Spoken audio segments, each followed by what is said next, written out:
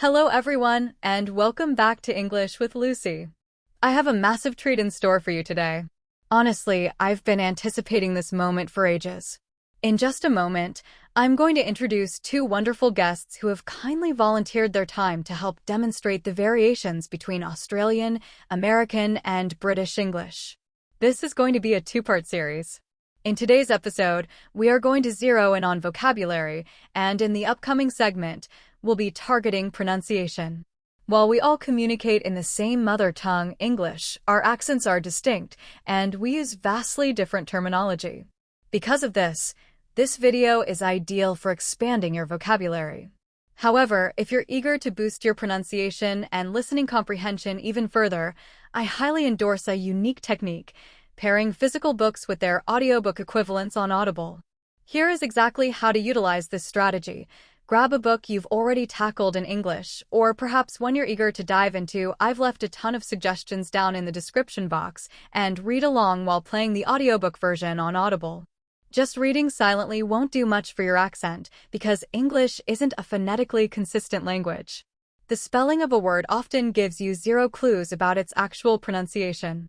But when you listen to a word at the exact same time you're reading it, your brain begins mapping those connections. The next time you hear that word, you'll instantly recall its spelling, and the next time you see it in print, you'll know precisely how to say it. It's an incredibly powerful strategy, and the best part? You can claim a complimentary audiobook with a 30-day free trial on Audible. Just click the link in the description box to register. I've placed heaps of top picks down there for you. Alright, let's dive into the lesson and greet our guests.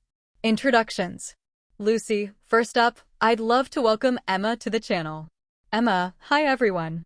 I'm Emma from the English YouTube channel, broadcasting all the way from Perth in Western Australia. Lucy, and joining us as well as Vanessa. Vanessa, hi, I'm Vanessa, and I'm based in North Carolina in the US. I run the YouTube channel Speak English with Vanessa. Lucy, it is absolutely wonderful to have Emma and Vanessa here. I've known Emma for an absolute age for years now, and I've recently had the pleasure of getting to know Vanessa. Both boast phenomenal YouTube channels, and all of their links are detailed in the description box if you'd like to subscribe to them. So, I've gathered a few images, and Vanessa, Emma, and I are going to share how we label the items in these pictures back in our home countries. Round 1. Chips. Lucy, you might find some of these responses quite surprising. Let's kick things off with this first image. Vanessa, in the States, these are chips. 100% just chips. Emma, I can't believe you kicked off the video with this one. These are chips. Lucy, we call these crisps. Crisps. The alternative term you just used, Emma, is notoriously one of the trickiest words to articulate in the English language. So sure, let's just call them chips and move swiftly on. Emma, yeah, I'll give you that one. Lucy, crisps is famously challenging for English learners.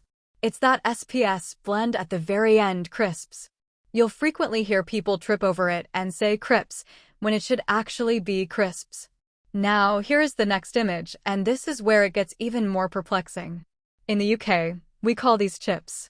So, in the US, the cold, crunchy snack is a chip, but in the UK, the hot, fluffy version is a chip. Let's see what Vanessa makes of this. What do you call them? Vanessa, these are French fries.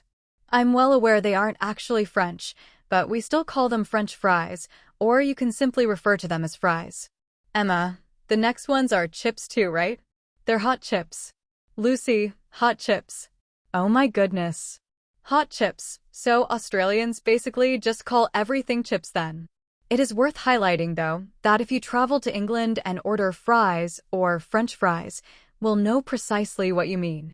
Round 2. Cookies. Lucy, alright, moving on to the next one.